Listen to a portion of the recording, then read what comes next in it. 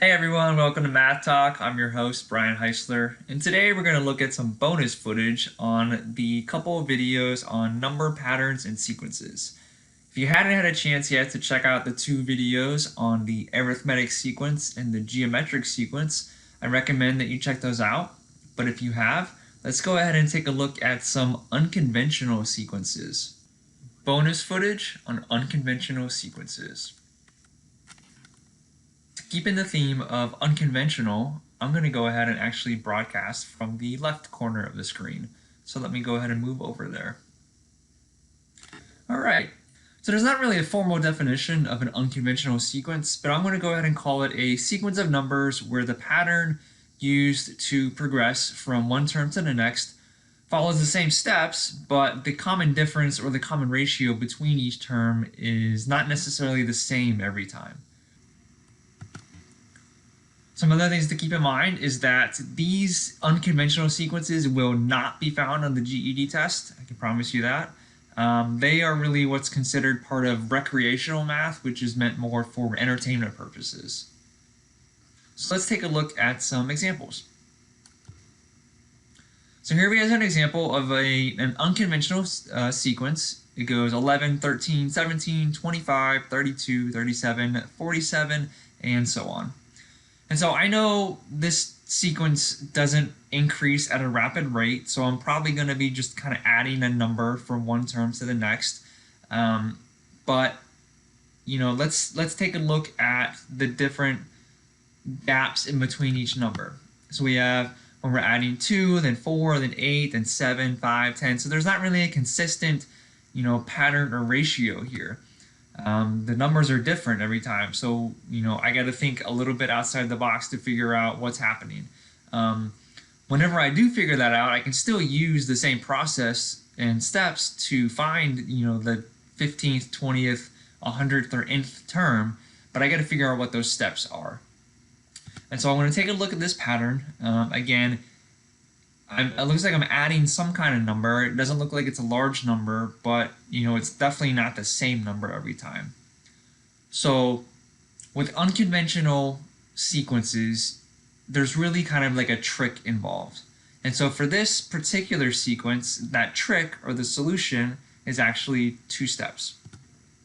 What you have to do is you have to add the digits of your term together and then add that value to your term to get the next one. So what does that look like? So let's start with 11. You add the digits of 11, you get 1 plus 1 is 2, and you add that value to the term. 11 plus 2 is 13, the next term in the sequence. All right, add the digits of 13. 1 plus 3 is 4, and 13 plus 4 is 17. Keep that going. 1 plus 7 is 8. 17 plus 8 is 25. And then we can continue this set of steps for the next term to get 32, and then to get 37, and then to get 47. And then I can continue with that on and on to get the next term, the term after that, and whichever really term I want. But you can see that these are much different than your arithmetic sequence or your geometric sequence, because we're not just multiplying by a number, we're not just adding or subtracting the same number every time. We're doing something before that to figure out what do I need to add or subtract or multiply, or a combination of that even. The possibilities are really pretty endless.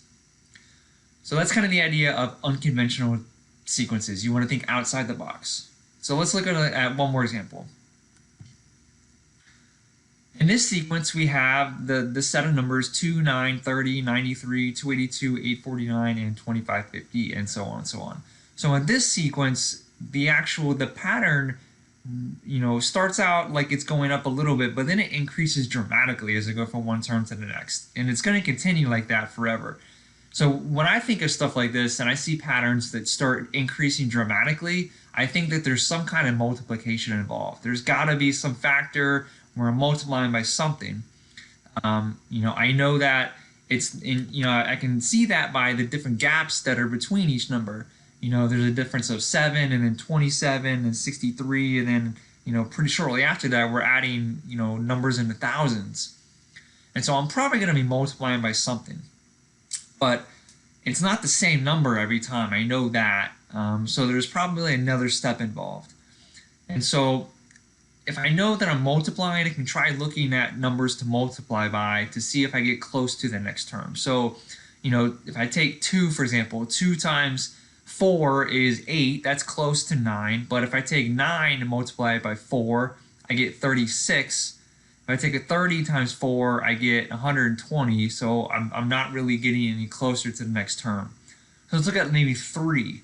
2 times 3 is 6, that's close to 9. 9 times 3 is 27, that's close to 30. 30 times 3 is 90, that's close to 93. So I'm probably going to be multiplying by 3 and doing something else.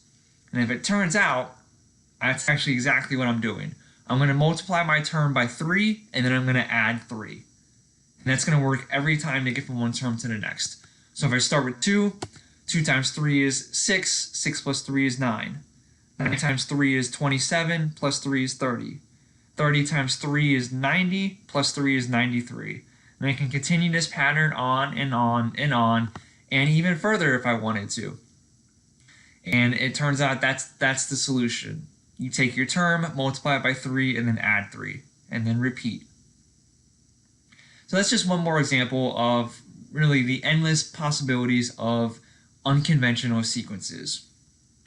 Some things I want to just remind you about and some tips as you look at unconventional sequences. Make sure you stay true to your steps. Even though the steps may be a little unconventional and a little different, you need to make sure you follow the same steps every time to get from one term to the next. If at any point you falter and change your steps, then the pattern doesn't continue. You also want to choose your steps carefully if you're creating your own, because you don't want your sequence to just stop all of a sudden. In the first example, what I did is I added the digits of my term together and then added that value. Well, if I would have taken and multiplied the digits of my term together and added that, it's possible you're going to get to a number or a term in your sequence that has a 0 in it, like 50, for example. And if your pattern is consistent of multiplying the digits together, well, anytime you multiply a number by 0, you're going to get 0. So you're going to be adding 0 every time, which means your pattern is not going to progress. It's going to stop. And so you want to be careful about the steps you take to get from one term to the next. As a reminder, be creative. You're going to start creating your patterns. Be creative. Challenge each other. Challenge friends, family. See if you can stump them. Have fun with it. I know that when I was teaching, and I was teaching about sequences specifically, I posed a challenge to my students. I asked them to create an unconventional sequence. Don't get too crazy on it, but create a pattern or sequence that's unconventional and see if you can stump me. If you can stump me with your sequence you've created, I think I gave them like a homework pass or something. But it gets them really focused on looking at, first of all, trying to stump the teacher. Second of all, using the things they've learned about patterns and sequences to try and have some fun. And there's one, I definitely want to make sure that I mention this one sequence. It's called the Fibonacci sequence. I certainly want to call it unconventional because it's one of the most famous sequences in all of mathematics. It has a lot of history behind it. It's got a lot of great implications for real, true math. So I wouldn't really necessarily call it unconventional, but research it a little bit. It kind of follows the pattern of it's not an arithmetic sequence. It's not a geometric sequence. So in some sense, it's a little different, but it's a great sequence to look at. It's got a lot of great history, and I encourage you to research to find out a little bit about it. So I hope you enjoyed learning about unconventional sequences and all the possibilities that are there. I encourage you, again, to go and create your own sequences using some patterns that you can come up with. Use your imagination, be creative, challenge your friends, challenge your family, see if they can figure out the tricks that you've used to create your sequence. And again, I encourage you to check out the Fibonacci sequence. It's one of the most popular sequences and one of the most popular things in all of mathematics, really. It's got a lot of great history behind it, too. Thanks for watching, and I hope you're staying safe. If you have any other questions or you need assistance and you live in the Palm Beach County area, visit our website at geds.com to find a location near you and sign up for classes.